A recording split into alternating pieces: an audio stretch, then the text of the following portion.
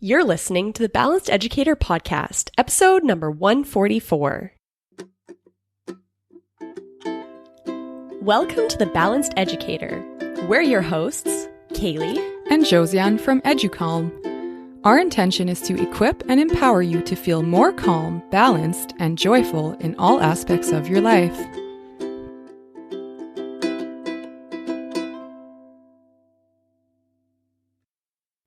Hello and welcome to the Balanced Educator Podcast. We're so excited you're here today. Kaylee and I are sitting here ready to go. I feel like it's been a while since we've podcasted. So excited. So today we are talking about a life-changing hack for us. So do you feel like you're pulled in so many directions at any given moment that you can never complete the tasks you plan to do? Then to catch up, you have to work into your lunch hour, evenings, and weekends.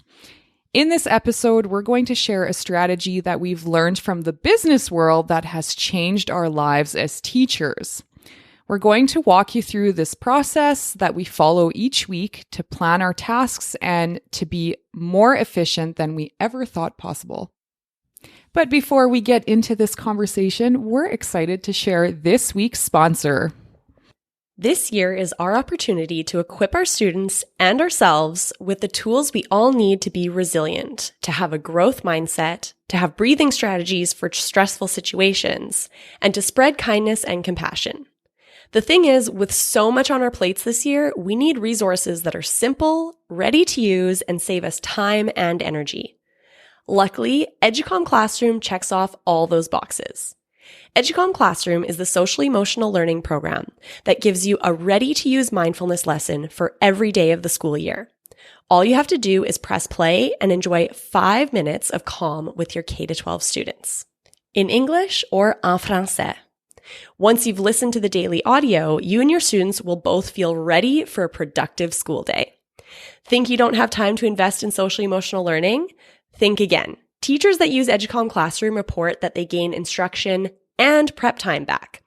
Brandy, a grade 2 teacher, told us, "We invest in this time and got it back tenfold."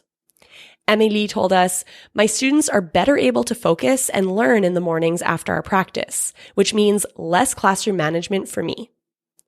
Whether you're back in the classroom with your students this year or doing remote teaching, EduCalm Classroom is the resource that you can depend on to help your students feel calm, focused, and ready to learn. Sign up for EduCalm Classroom now by going to www.educalm.com. Plus, we want to help you feel completely confident using EduCalm Classroom to support mental health and well-being this year. So, when you sign up for EduCalm Classroom before October 31st, 2021, we'll send you our EduCalm Classroom Level 1 online training, a $99 value, for free. You can watch this training video from the comfort of your own home or classroom and feel totally confident using EduCalm Classroom with your students. What are you waiting for? Make this the year you prioritize student well-being as the foundation for calm and focused learning.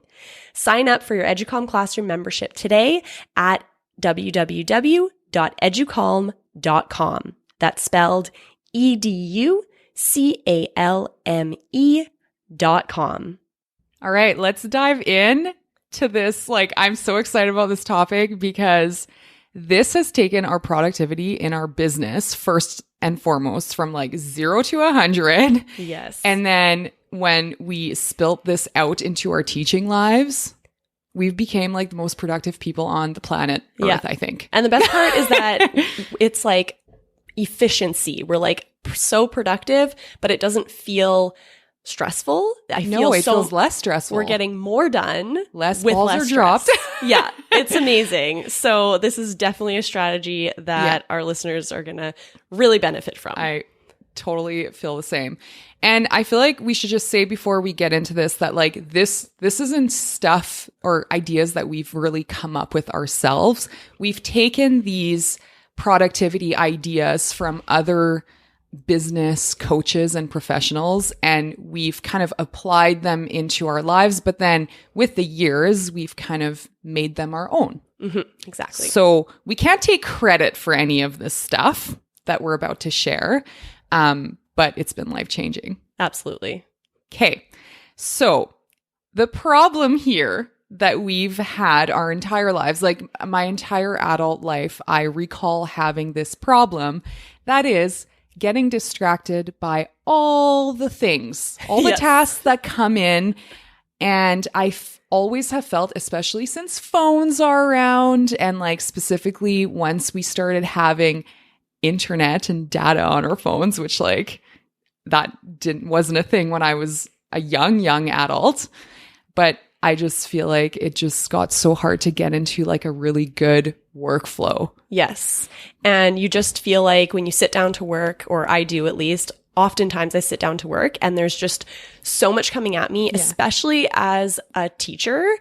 You know, I sit down during my prep and I'm like, okay, I have mountains of things to complete. There's more on this list than I could possibly complete in this time.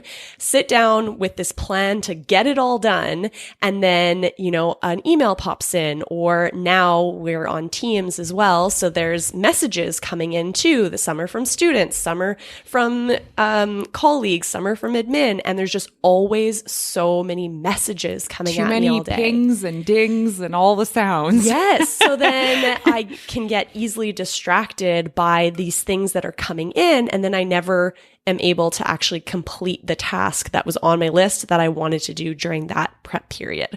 So this year is the first year that I really started implementing this system that we do in our business lives into my teaching calendar and teaching schedule. And I'm like, oh my gosh, this is life-changing. This makes such a difference.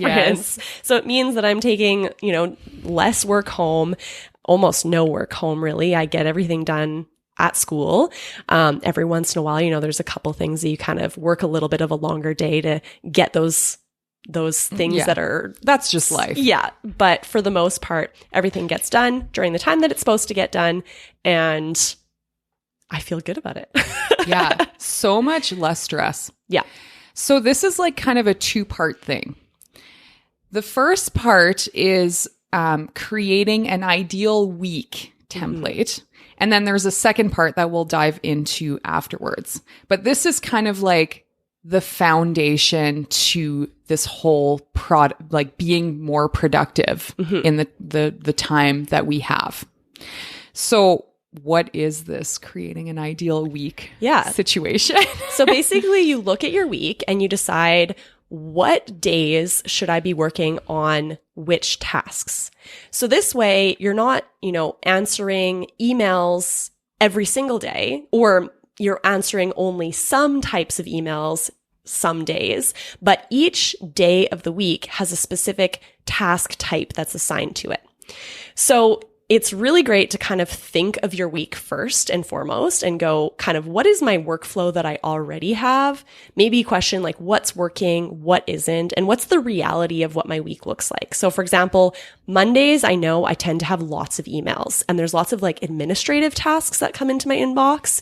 It can be things like, you know, student attendance, or just kind of like the plan for what's coming up that week in terms of activities and getting those things on the calendar, making sure I'm communicating that with my students. So I know that those things naturally come in a lot on Mondays. So I plan my ideal week so that Mondays is my administrative task days. Yeah. And then, you know, what does the rest of the week look like? Yeah. And when I did this, like for business purposes, I like literally just did a brain dump of like, okay, what are all the things that I get done in a week? You know, like, yeah, there's emails. That's one thing. Then there's social media. That's another thing. And I just wrote it all down. Like I just thought about all the things, wrote it down at first. So that's another way of doing it. Like not just thinking about like your Mondays in the past, but just like generally an overhaul of all the things. Yeah. Yeah. So the first part of this process is really just like you said, like a brain dump, kind of getting things on paper. Just thinking about it. Yeah, exactly.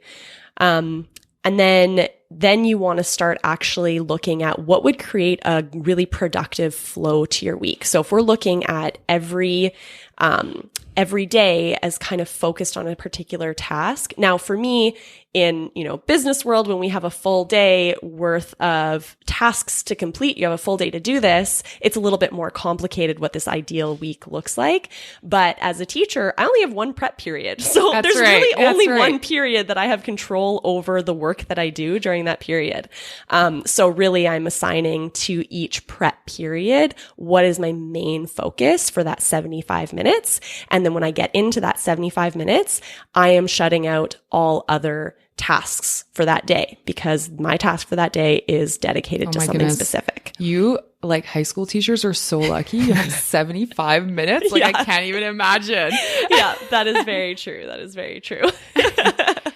Okay, so you've done your brain dump and then you look at all of your blocks, like your prep blocks. Mm-hmm. And then basically what you're doing is you're assigning each of these things on this brain dump list that have to get done. So you're assigning it within your schedule. So tell me how you did that. So for example, for my ideal week, Mondays are my administrative task days. So basically when I start my prep on Mondays, I get into my inbox, I sort through what needs to be answered right away, what can wait till later, just anything that's administrative. Do I have forms that I need to fill out or things that I need to sign up for? Yeah, like there's a lot of administrative tasks. So I know that gets done on Monday. Now, that means that if something comes into my inbox on Wednesday that doesn't need to be immediately dealt with, and that's another thing you have to learn to distinguish. Do I need to do this right now, or is my brain just saying I need to do it right now and I could actually do it? 98% of the time, it's just our brains saying it's an emergency. Yes. Just like something to think about. Exactly. So if an administrative task comes in on a Monday or on a Wednesday, then I assign that to my following Monday. It does not get dealt with until the following administrative task day. How do you make sure that you don't forget? So I actually, what's the system? Yeah, that's a good question. So, two ways to kind of do this. One is to have a calendar where you're literally just writing it on the next Monday's calendar. So, that, for some of us, we're paper planner type of people. So when that email comes in that you can't deal with right now because today is a Wednesday, not a Monday, then you write in your planner for the next Monday, open this email and deal with this email. And that's what I do with my business one as well, right? Mm-hmm. I feel like we're diverting here though, because we're not talking about the ideal week anymore. Yeah. This is more in the next step. Yeah. But I'll just plop it in my calendar for when it's supposed to happen. Yeah. Okay, so let's go back to the ideal calendar. Sorry. Just feeling all over the place today. So Monday is your admin day. So you have the 75-minute block to get your admin stuff done. Yeah. What's Tuesday about? Tuesday is my lesson planning day. So I find that by, Monday, I kind of see how the week started off. And then by Tuesday, I kind of have an idea of what the flow of my lessons are going to be like that week. So I look at my week and I plan what lesson I'm going to do on which day. Now, this is a kind of flexible plan. It's kind of like I think of it as like an outline or like an ideal possibility of what I would complete with my students each day. And then any actual things that have to get printed. Any, assignments that have to be assigned in teams get done on that day and scheduled to go out on the day that it's actually going to be scheduled. By the end of that 75 minutes, all of the lesson planning things are done, included everything, so that you can literally walk into the class and get her done. Exactly. Awesome. Yeah. Now, as I said, it's not always perfect. Sometimes I'll realize, oh, you know what? I'd like to, add in this activity because I need to clarify something more. That can get it added in, but I have a pretty loose plan for the week. Plus, if something takes longer than I thought it would, well, great. Now I have the lesson ready for the following day. So it kind of just pushes back. This is an ideal week, right? Yeah. We strive for the ideal week, but it's not, there's always going to be imperfections. That's what, it's just teaching. Yeah. We know this, right? We have to be flexible. Yeah. Okay. So Tuesday is lesson planning. What's Wednesday? Wednesday is actually correct me if I'm wrong. I don't have it in front of me right now. I really rely on having ideal week calendar in front of me when I'm planning, but is Wednesdays corrections? Parent check-ins. Oh, parent check-ins. Right. Okay. So Wednesdays is parent check-ins. So one of the tasks it's an administrative task, but it actually falls onto the Wednesdays is, because I teach in high school, if there's any students that have a certain amount of, absences, I have to contact their parents, get in touch with them. So that would be a task that I would do on Wednesdays. And then if if I just want to do a check-in with a parent and let them know their child's progress or anything like that, I know that that's going to happen on Wednesdays. Now, sometimes you'll get a parent email that's going to come in on another day that has to be responded to. That makes sense. Do that. But Wednesdays, I'm making sure that, if I just want to be congratulating a student or doing a check-in, that's the day that I'm aiming for. Awesome. And then your Thursday is your corrections and your report card grades, it says here. Yes.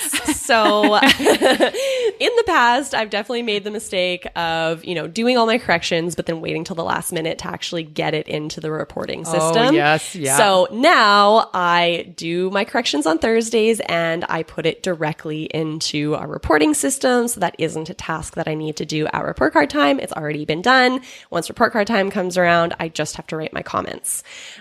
So by working that in and actually writing that on the day, I'm reminded not to put it off, get it all done in one shot, and then... because that's your planned time to do that. Yes. Perfect. Exactly. And then Friday, what do you do on Fridays? So Fridays, I like to wrap up my week. So Friday is a day where I kind of sit down at the beginning of my prep and I reflect on the week. What did I complete? What isn't done yet? What needs to, lesson planning wise, what needs to get pushed to next week? What took me more time than I thought it was going to take. That's one thing that I've really started practicing this year is actually reflecting on which tasks take me longer than I allotted time for.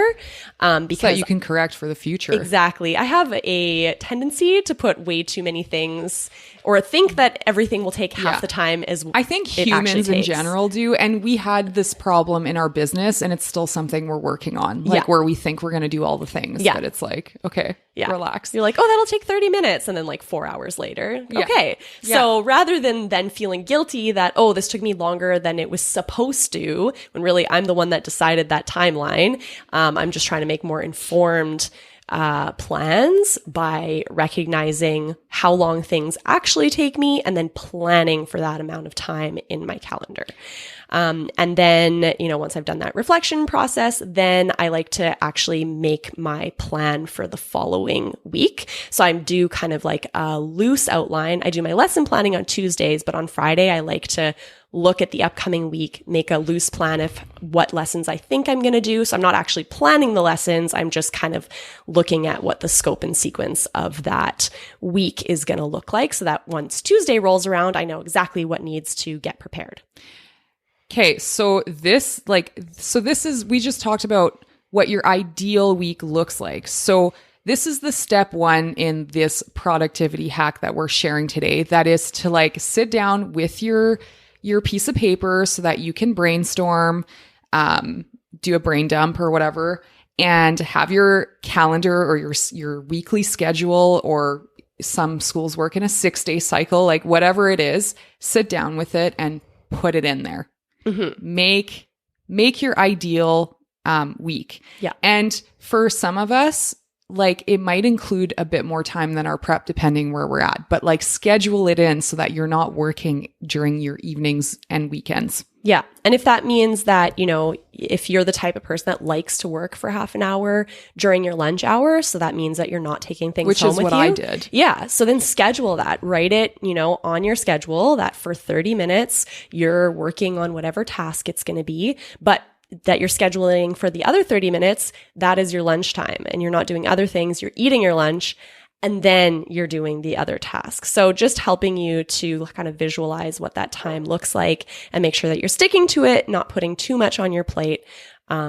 And yeah, actually one thing that I didn't say about my ideal week is I do check my emails every day. So for each prep period, I check my emails at the beginning of the prep period, but I sort through those emails to decide when they'll get dealt with. So most of the emails do not get dealt with immediately.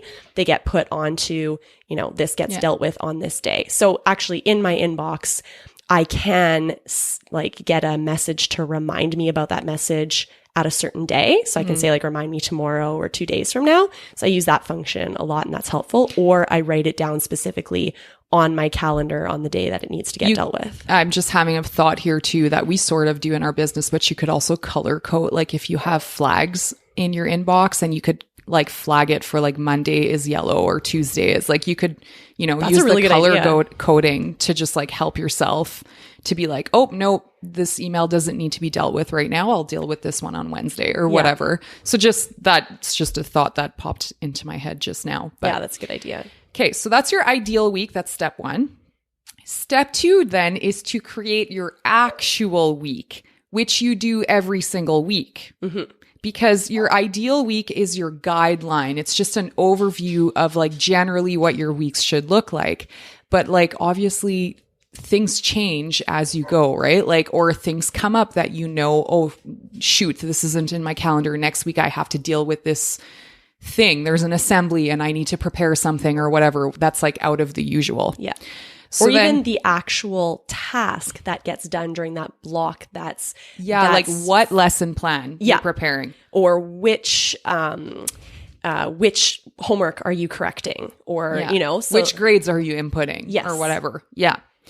So that you do every single week, and it's up to you to decide when you do this. In the business, I always do this on Friday for my next week because to me, that's when I feel the best, just ending Friday, knowing exactly what I'm doing next week. Mm-hmm. Other people we know that stresses you out a lot to come up with what you're doing next week. And then you're going to think about it all weekend or whatever. So then do it on Monday morning instead. You choose when you do this.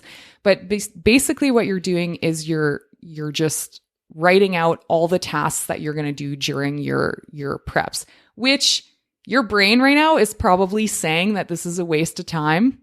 Trust us on this. It is not, because once you've made your decisions for the entire week, then there's no more decisions to make. You just get to work during your preps. You get so much more done. Yeah. Those, 10 minutes here, 5 minutes there that you would normally take to be okay, what do I need to work on right now? What's really important? Yeah.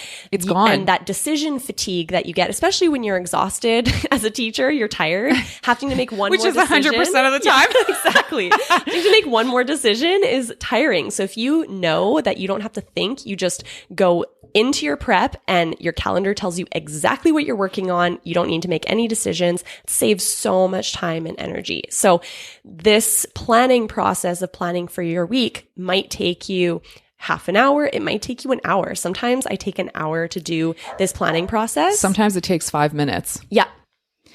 It just depends what is going on, right? If it's just your normal week, it'll be quick. If it's okay, there's a lot of weird things going on this week, I need to take the time to make decisions and wrap my brain around all the things, it'll take longer.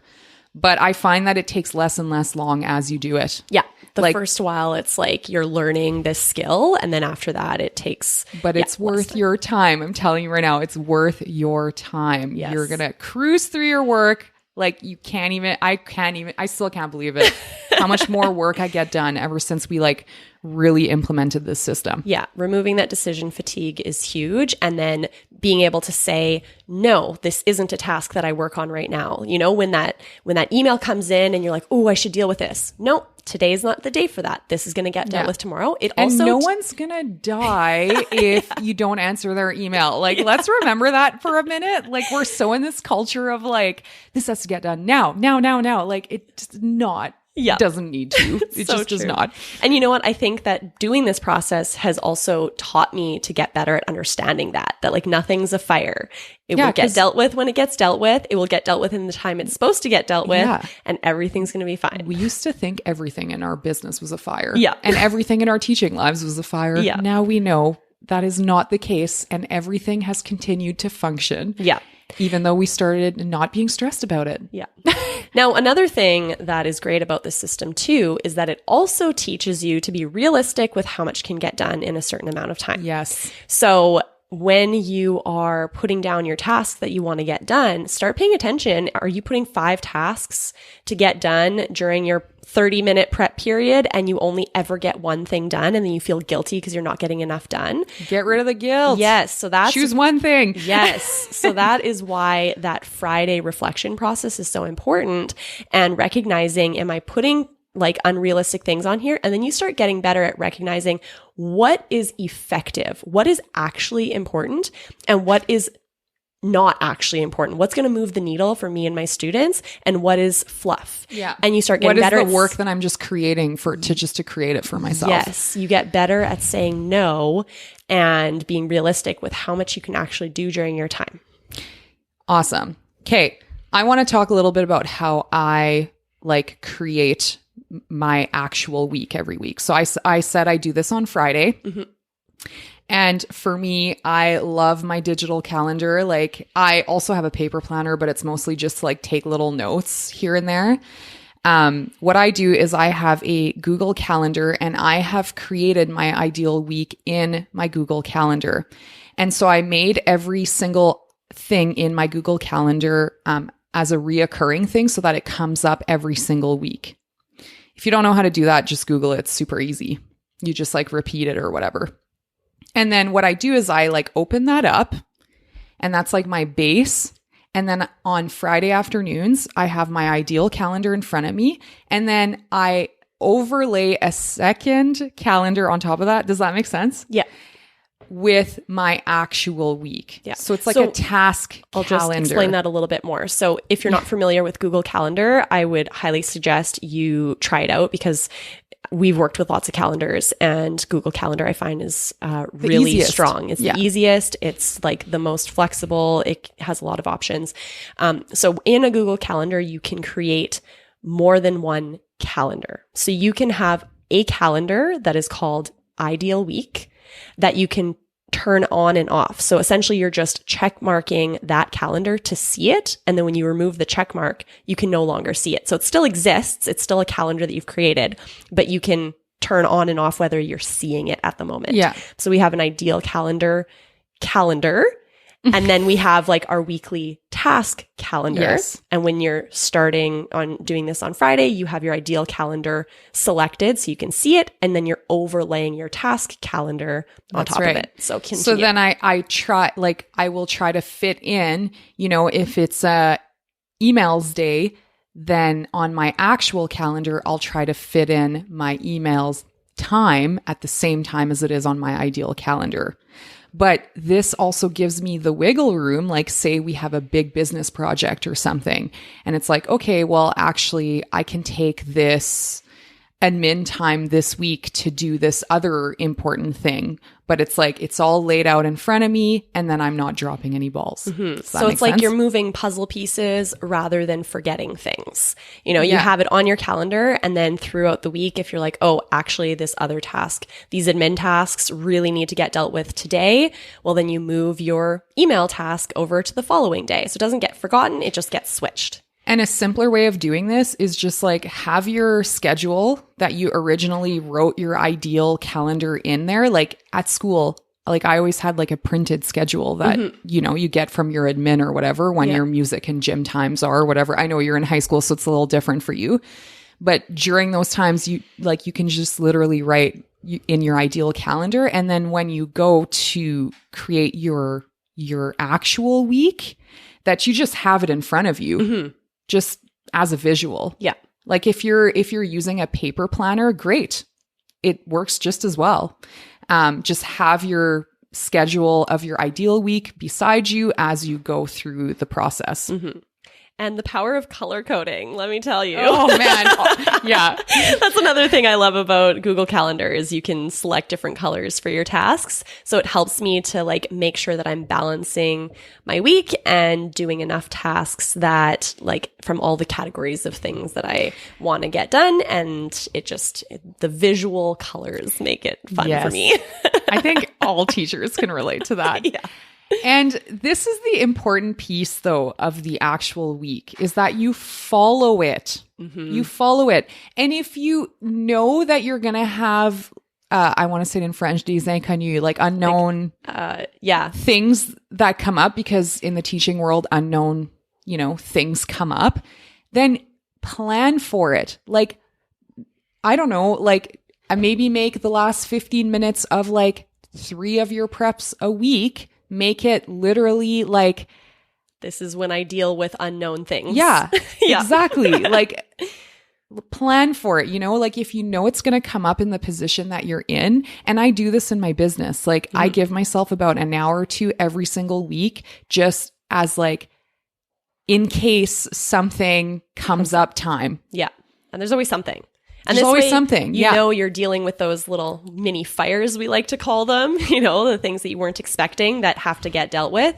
You're still dealing with them, but you're not letting any balls drop anywhere else because you've already planned for the things that have to get done, and you've planned for space to deal with unexpected things. And even if your brain in that moment, when you're following your calendar, if your brain tells you like, oh no, you don't actually have time to do this right now. No, do it. Follow your calendar. You're going to see that you're going to become so efficient if you keep following the actual calendar that you've made, because you won't have any decisions to make and you just get things done. Like I'm sold on this system. Yeah, me too. And that's so right that you have to check your brain. And because that was a big thing for me when I first started using the system, was being like, no, I really should be dealing with this other thing. No, I made my ideal week. Yeah, my decisions. Yes, the decisions your are actual made. Week. Yeah, the decisions have already been made. I just follow the plan. It's like, you follow the recipe and it's going to turn out well. So that took some practice for me to start trusting the calendar. And then after a few weeks of seeing how much more productive I was like, okay, now I trust it. But it took some time. It's been like over a year now that I use the system and my brain still tells me. But now I can tell it back. Like, no, it's going to be fine. And also because I have time planned for this unpredictable thing that has popped up, right? Yeah. So it's like, I have time for this. Yeah. Also, make sure that you're planning for your planning time. So we talked about planning your week on a Monday or a Friday or whatever day it makes sense for you. Actually have that in your ideal week calendar, that this is your weekly planning time. Yeah, like mine is every Friday afternoon for half an hour. It's every single week, no matter what. And when I'm planning my next week, I put that in my plan every single week. So it's not only in my ideal calendar, it's in my actual calendar every single week. Yeah. So I hope that's helpful. Yes.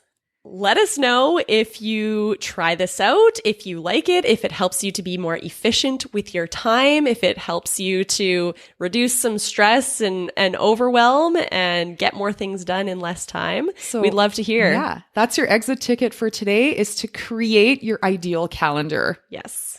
If you enjoyed this episode, please share it with someone that you think would get value from it too. We appreciate you so much, and good luck with your ideal week planning.